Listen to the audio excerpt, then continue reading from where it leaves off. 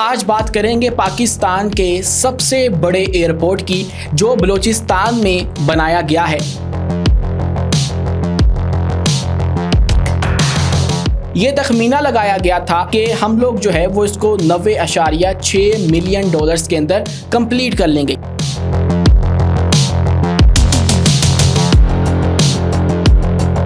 तो ये स्पेशली जो है वो चीन के लोगों के लिए बनाया गया है, ना कि पाकिस्तान को कोई मुआशी तौर पे एयरपोर्ट का एक बिजनेस देने के लिए।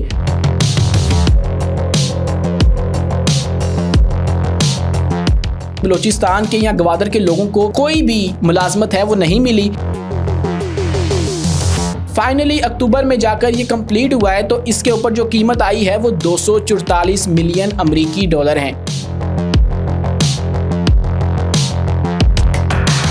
अस्सलामुअलैकुम नाजरीन, मैं हूं उमैस मुनीर। आप देख रहे हैं हमारा यूट्यूब चैनल और फेसबुक पेज। दोस्तों, आज बात करेंगे पाकिस्तान के सबसे बड़े एयरपोर्ट की जो बलूचिस्तान में बनाया गया है और जिसके ऊपर खतीर रकम इस्तेमाल की गई है। लेकिन इसके बावजूद लोग ये कह रहे हैं कि ये खतीर रकम बिल्कुल ज़ाया है। वहाँ के लोगों के भी अपने जो हैं वो तहफ़्फ़ुज़ात मौजूद हैं। आज की इस वीडियो में बात करेंगे कि ये जो पाकिस्तान का सबसे बड़ा एयरपोर्ट जिसका नाम न्यू गवादर इंटरनेशनल एयरपोर्ट रखा गया है, क्या उसके ऊपर जो पैसे लगे वो बिल्कुल ज़ाया थे? क्या उसके ऊपर जो ये खतीर रकम इस्तेमाल की गई वो किसी काम नहीं आएगी, या फिर ये जो एयरपोर्ट है वो गवादर के अंदर एक तब्दीली लाने वाला है? क्योंकि हमने देखा कि हमारी हुकूमत बहुत ज़्यादा दावा करती है कि जब से सीपेक शुरू हुआ है तब से जो गवादर है उसकी जो तकदीर है वो बदल गई है। लेकिन आज की इस वीडियो में देखेंगे और एनालाइज करेंगे कि ये जो पाकिस्तान का सबसे बड़ा एयरपोर्ट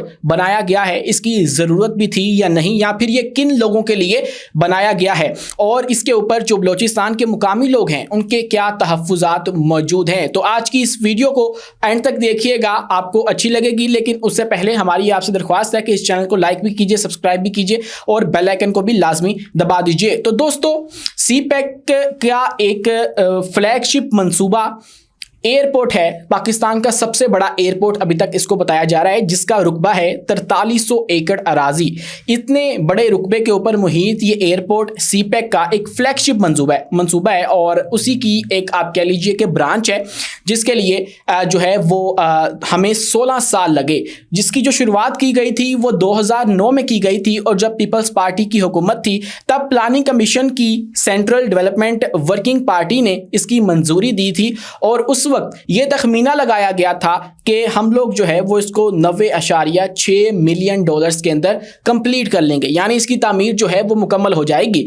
लेकिन 2009 के अंदर इसकी मंजूरी मिली और काम उस पर शुरू नहीं हुआ। काम तब शुरू हुआ जब 2014 या 15 आया, और उसके बाद जो है वो 2019 तक के काम चला, और अब फाइनली 2024 तक जो है के अंदर जाकर जो है अक्टूबर के महीने के अंदर बार बार डिले करने के बाद जो है ये जो मंसूबा था वो पाए तकमील तक तो पहुंच गया है और एक आलीशान जो इमारत है वो खड़ी की गई है। लेकिन कुछ लोगों का कहना है कि ये जो मंसूबा है और इस आलीशान जो इमारत है इस एयरपोर्ट की ये कोई और तस्वीर पेश करती है, और वहाँ के इर्द गिर्द गवादर के जो लोगों का हाल है वो कुछ इससे मुख्तलिफ है। आज की वीडियो में इसी पर बात करनी है। लेकिन हम इस जो एयरपोर्ट है इसके हवाले से मज़ीद तफसीलात की बात करें तो इसका जो रनवे है वो 3.6 किलोमीटर तवील है, और इसके अंदर सालाना 4 लाख मुसाफिरों की जगह मौजूद है। इतनी कैपेसिटी मौजूद है, सालाना 4 लाख हैं, और माहाना 33,000 जो मुसाफिर हैं वो यहाँ से ट्रैवल करेंगे। इतनी इसके अंदर सहूलत मौजूद है। और इसके बाद जो इसका रनवे है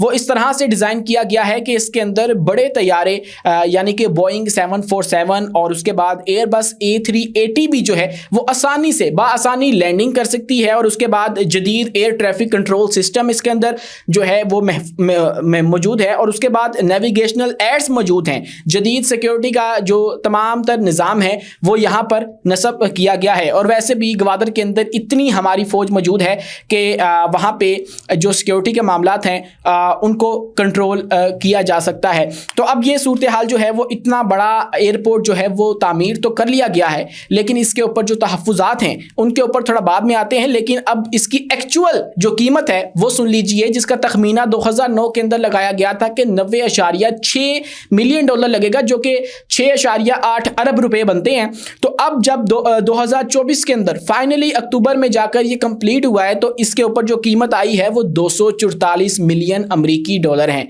और ये जितनी भी फंडिंग थी वो चीन ने की है, और उसके बाद सल्तनत जो ओमान है उन्होंने मावनत की है पाकिस्तान की, और पाकिस्तान की अपनी फंडिंग भी है, जिसके बाद ये जो एक एयरपोर्ट है बहुत बड़ा ग्वादर के अंदर, पाकिस्तान का सबसे बड़ा, उसको तामीर किया गया है।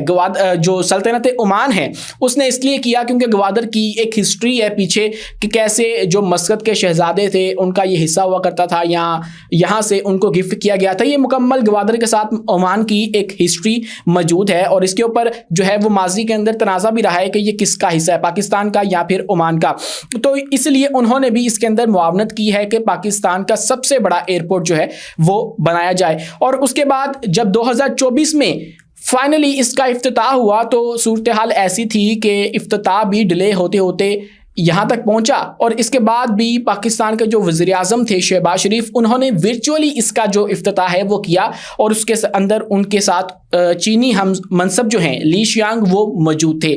और उसके बाद जो है इसकी अगर हम बात करें कि इतना डिले क्यों हुआ, तो सबसे पहले तो जो बलूचिस्तान है वहाँ पे आप सबको पता है कि सिक्योरिटी के मामलात मौजूद हैं, वहाँ पे अस्करी तंजीमें जो हैं वो काम कर रही होती हैं, जो कि वहाँ पे किसी मंसूबे को कामयाब होने नहीं देती हैं, राह में रुकावट बन जाती हैं। उसके अलावा जब ये इफ्तिताह की बातें हो रही थी तो 14 अगस्त 2024 का दिन रखा गया था कि जब इसका इफ्तिताह होना था, लेकिन जुलाई में ही जो बलोच यकजहती कमेटी है उन्होंने धरना दे दिया, उनके अपने मुतालबात थे।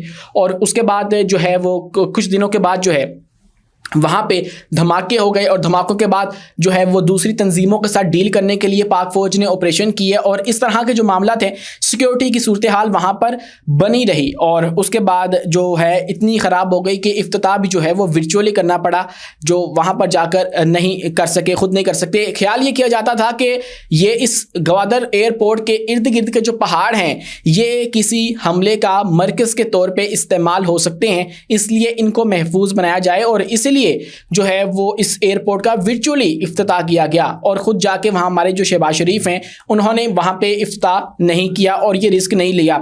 लेकिन अब जब इसका जो है वो मुकम्मल हो चुका है, सारे मामला मुकम्मल हो चुके हैं, तो बलूचिस्तान के कुछ लोगों की और कुछ माहिरीन की इसके ऊपर मुख्तलिफ राय पाई जाती है। वैसे तो हमारी हुकूमत बताती है कि इस मंसूबे के बाद ग्वादर की जो शक्ल है वो बिल्कुल तब्दील हो गई, और उसके बाद वहाँ के जो लोग हैं उनकी किस्मत बदल गई।